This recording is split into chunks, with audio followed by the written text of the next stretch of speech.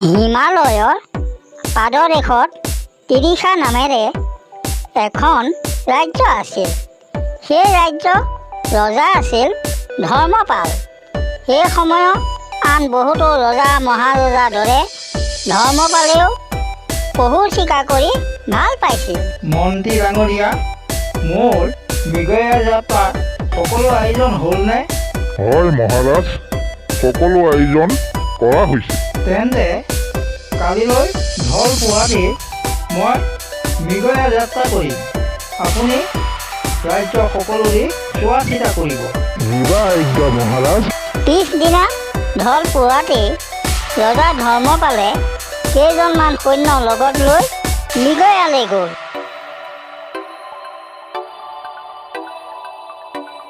দিনৰ দিনটো গভীৰ অৰণ্যত পহু চিকাৰ কৰি ৰজা ধৰ্মপালে আনন্দ লভিলে আৰু সন্ধিয়া আগে আগে অৰণ্যৰ কাষত পতা শিবিৰলৈ ঘূৰি আহিল।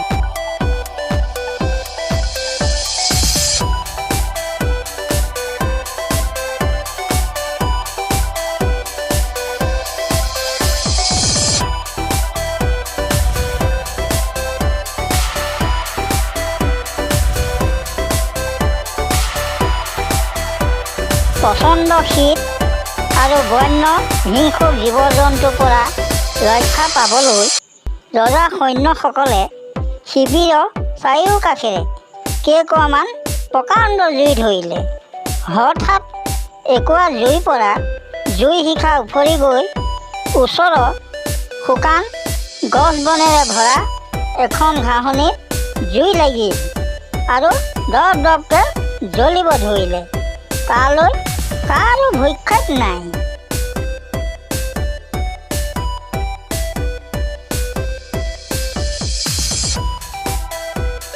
হঠাৎ ঘাঁহনি ডৰাৰ পৰা নিগনি এটা দৌৰি আহি মাত লগালে, মহাৰাজ মহাৰাজ, আমাক ৰক্ষা কৰক মহাৰাজ। কি হৈছে তোমাৰ? মহাৰাজ, এই ঘাঁহনিত আমাৰ পোৱালি বংশ পৰিয়াল সকলোবোৰ আছে। আপোনাৰ শিবিৰৰ পৰা অহা জুইয়ে এই সকলোকে পুৰি এতিয়া শেষ কৰিব মহাৰাজ। ৰজাই দেখিলে কথাটো সঁচা। ঘাঁহনি ডৰাত দপ দপকৈ জুই লাগিব ধৰিছে। তেওঁ সৈন্যসকলক জুই নুমুৱাবলৈ নিৰ্দেশ দিলে। বহুতো কষ্টৰ মূৰত জুই নুমুৱা হ'ল। ৰজাৰ কাৰ্যত নিগনিটো সন্তুষ্ট হ'ল আৰু ক'লে, মহাৰাজ, আপুনি সঁচাকৈ ধৰ্মৰাজ। আপোনাৰ বাবেই আজি আমাৰ বংশ পৰিয়াল ৰক্ষা পৰিল। এই দয়া কথা আমি কেতিয়াও নাপাহৰোঁ মহাৰাজ। ভগৱানে আপোনাক মংগল কৰক। এই বুলি কৈ নিগনিটো তাৰ পৰা আঁতৰি গ'ল। ইয়াৰ কিছু বছৰৰ পিছৰ কথা। তিৰিষা ৰাজ্যৰ ওচৰৰ ব্ৰহ্মপুৰ ৰাজ্যৰ ৰজা ইন্দ্ৰসেনে তেওঁ নিজ সেনাপতিক নিৰ্দেশ দিলে, সেনাপতি, তিৰিষা আমাৰ চিৰশত্ৰু। পিতৃ পিতামহৰ দিনৰ পৰা তিৰিষাৰে আমাৰ শত্ৰুতা আচৰণ কৰি আহিছে। গতিকে তুমি তিৰিষা ৰাজ্য আক্ৰমণ কৰি ৰাজধানী শান্তিপুৰ ধ্বংস কৰি দিয়া।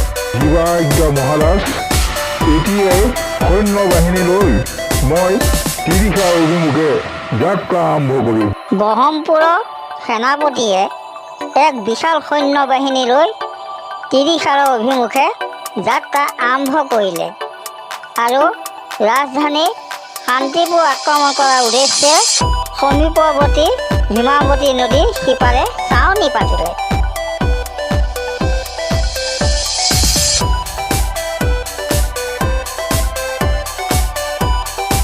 ব্ৰহ্মপুৰত বিশাল সৈন্যবাহিনী দেখি ৰজা ধৰ্মপালে বৰ ভয় খালে আৰু ৰাজধানী শান্তিপুৰ এৰি এজন বিশ্বাসী দেহৰক্ষীক লগত লৈ গভীৰ অৰণ্যত আশ্ৰয় ল'লে।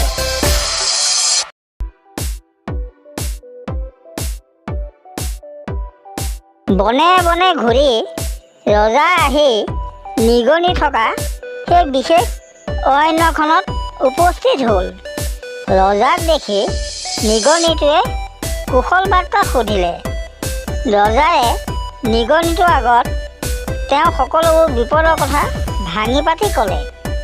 তাকে শুনি নিগনিটোৱে উত্তৰ দিলে, মহাৰাজ নিশ্চিন্তে থাকক, আপোনাক আমি সহায় কৰিম।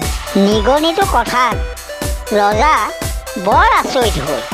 তেওঁ ক'লে, ব্ৰহ্মপুৰৰ সেনাবাহিনী অতি বিশাল। তেনে এটা বাহিনীৰ বিৰুদ্ধে তোমালোকে মোক কেনেকৈ সহায় কৰিবা? মহাৰাজ, শত্ৰু সেনা বিশাল হ'লেই শক্তিশালী হ'ব নোৱাৰে। যুদ্ধত কৌশলে আচল কথা। আপুনি নিশ্চিন্ত হওক, এই যুদ্ধত আপোনাৰ জয় অনিবাৰ্য। কিন্তু কেনেকৈ? মহাৰাজ, আপুনি মাথো আমাক সহায় হোৱাকৈ এটা কাম কৰি দিয়ক। আপোনাৰ মানুহৰ হতুৱাই কিছুমান শুকান কাঠৰ টুকুৰা নদীৰ পানীত বান্ধি ৰখাৰ ব্যৱস্থা কৰক। আজি ৰাতিয়ে আমি শত্ৰু শিবিৰত আক্ৰমণ চলাম। নিগনিটোৰ কথা মতেই ৰজা ধৰ্মপালে নিজ সৈন্য লগাই কিছুমান শুকান কাঠৰ টুকুৰা নদীৰ পানীত বন্ধাই ৰাখিলে। নিগনিটো আছিল সেই ঘাঁহনিত থকা নিগনিবোৰৰ মুখিয়াল। তাৰ নিৰ্দেশত শ শ নিগনি যুদ্ধৰ বাবে ওলাই আহিল।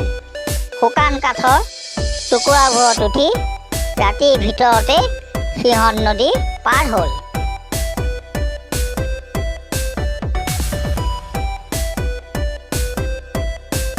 পালি পহৰীয়া চকুত ধূলি দি নিগনিবোৰ শত্ৰু সেনা শিবিৰত সোমাই পৰিল। মুখিয়াৰ নিগনিটোৰ নিৰ্দেশত কিছুমান নিগনিয়ে শিবিৰৰ খাদ্য ভাণ্ডাৰ নষ্ট কৰিলে।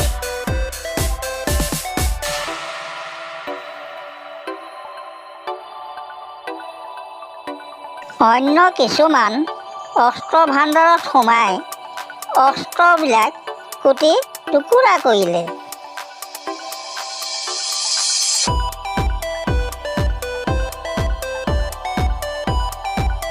গভীৰ টোপনিত লালকাল দি থকা ব্ৰহ্মপুৰৰ সেনায়ে এইবোৰ একো গমকে নাপালে।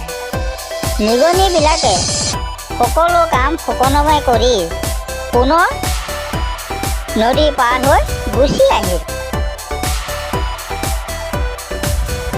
পিছদিনা পুৱা ব্ৰহ্মপুৰ সৈন্য শিবিৰত হাহাকাৰ লাগিল। সিহঁতে এয়া কোনো অপদেৱতাৰ কাম বুলি ভাবি বৰ ভয় খালে। খাদ্যহীন অস্ত্ৰহীন হৈ সিহঁতে ভয়তে হাতী ঘোঁৰা লৈ শিবিৰ এৰি পলায়ন কৰিলে।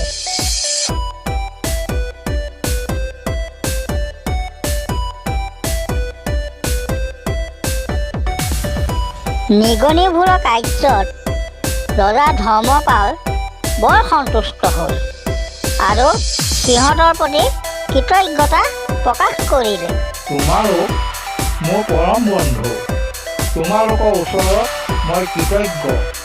তোমালোকৰ সুৰক্ষাৰ প্ৰতি মই এতিয়াই সুব্যৱস্থা কৰিম। এইবুলি ৰজায়ে ঘোষকৰ জৰিয়তে সমগ্ৰ ৰাজ্যজুৰি প্ৰচাৰ কৰি দিলে। শুনক শুনক, এয়া মহাৰাজৰ ৰাজঘোষণা। সমগ্ৰ ৰাজ্যজুৰি নিগনি মৰা আৰু সিহঁতৰ শত্ৰু মেকুৰী পোহাটো নিষিদ্ধ কৰা হৈছে। যিয়ে এই নিৰ্দেশ অমান্য কৰিব সিয়ে কঠোৰতম ৰাজদণ্ডৰ সন্মুখীন হ'ব।